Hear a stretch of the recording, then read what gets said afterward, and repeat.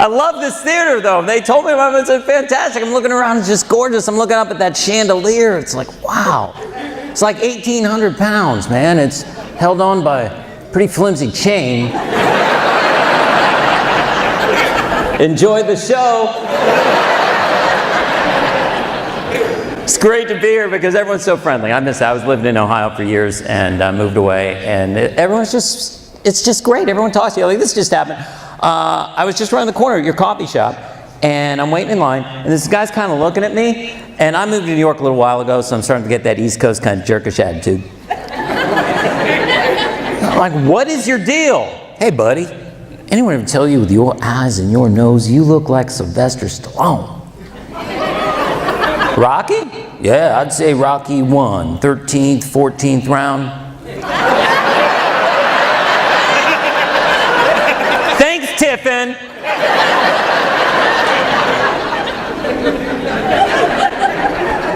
She's around a woman. And whenever I do, and they find out I'm a comedian, they're like, oh, you're a comedian, get me tickets. All right, come walking out on the stage.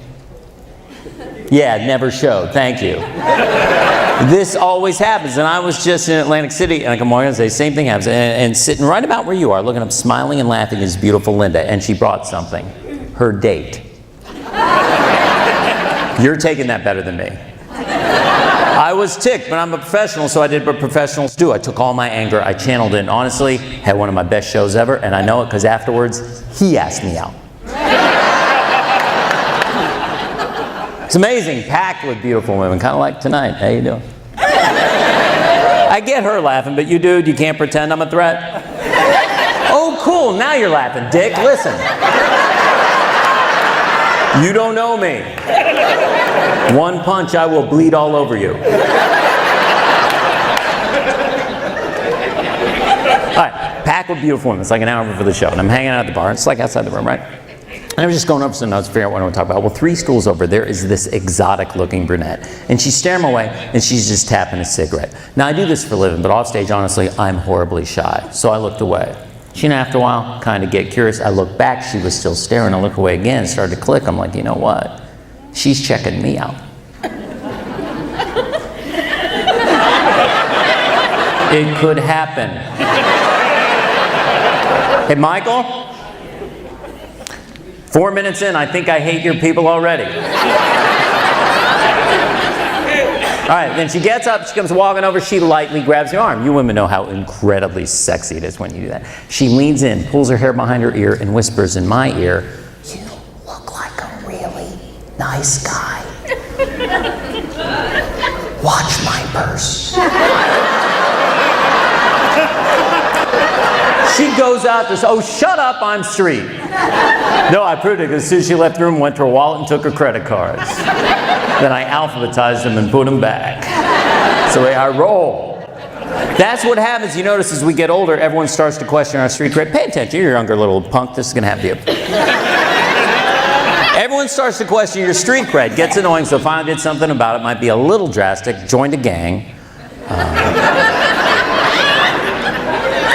Actually, it's AARP. Well, it's tough out there. Listen, we've already got some rivals. No, listen, there's this pack of grandmothers.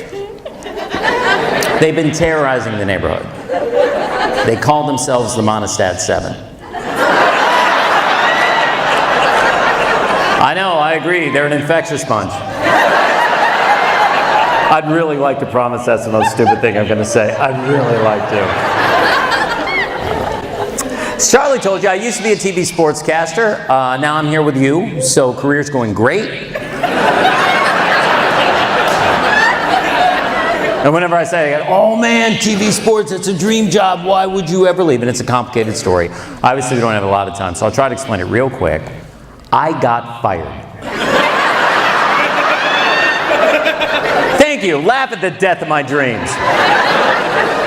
But I had some success. I did. I earned an audition to ESPN, I swear. And of course I turned them down. I'm like, oh no, I don't want to miss Saturday night in Tiffin.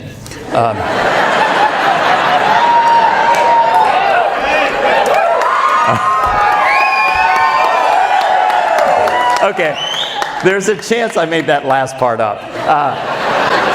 But But I did get the audition. I didn't get the offer. I was runner-up, and the reason I didn't get the job, and I swear this is what they told my agent. They said, looks are a concern. Seriously? Listen, that hurts. So I asked my agent, I'm like, Adam, tell me exactly what ESPN said. I got it written down. Hold on. The worldwide leader in sports said, you look like a Muppet. Was it Lee Sandoval? No. But you remember those two old guys in the balcony? I'm going to regret telling you this next part. But when I first met Charlie and we became good friends and he found out the stories, I Bill, don't feel bad. I watched some Sports Center. They've hired some new guys. They're actually kind of ugly. You should reapply. Applause, really? I'm trying to put in my past. That's the thing. And we all know how our past can follow us, right? Don't you not, dude. Seriously, you look like you're 14. What kind of past could you have, man? Like a big wheel accident? I like the young ones. Don't you like being on the young ones? Because they always have that glow. I mean, usually come on your phones because they're always texting and twittering. 10 minutes ago, this whole row was like, we're surrounded by old people. Hashtag cellulite.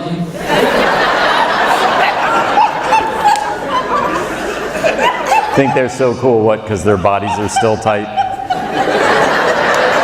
Should we tell them what's going to happen? Says you wait, Skippy. Oh, yeah. Get to 30, get a little bit of a pot belly. 40, it drops. Then you got pot crotch.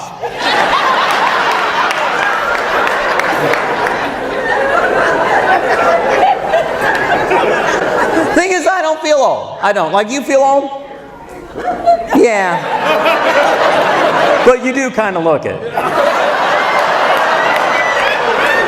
Really, you guys would be applauding after the show? We're on Main Street and I'm getting a beat down from Kenny Rogers?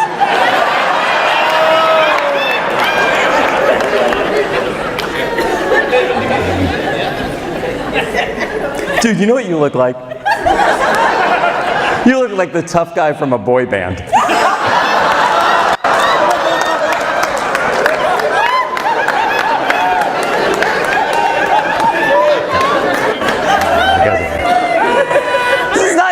It's a great mix of ages. Got the young ones, a bunch of folks, we're all similar ages and stuff, you know, and I look out and I see a bunch of guys are parents, you know, folks my age, and you have to acknowledge it, you know, it's on your faces. You got that look of shattered dreams. I never wanted kids, but this is, I realize, as a non-parent. All of society is geared towards you parents. It really is. And there was a short time I worked in an office, and that's when I realized that having a kid is like the only socially acceptable way for you to cut out of work early every damn day. Every day someone's like, hey Bill, can you finish these? Gotta run, T-ball. Cutting out early, bake sale, not coming in tomorrow, juvenile court. Well, I gotta get in on this, but I don't want to be a parent. I've seen how hard you work, it's insane, so I had to come up with something. I think you'll be impressed, get this, I became a big brother. Well, I don't remember the little bastard's name, but our first play date, he had a play bargain. I was at noon. And that's when I finally started to understand big families, because I'm like, if you have enough kids, you do the math, you're in the office, what, 10, 12 hours a week? Think about it. Think about the Brady Bunch dad. Did you ever see him in the office ever? Maybe one episode, and sure, we always saw that station wagon pulling the driveway at the end of the day, but from what we know now, he was just out banging dudes.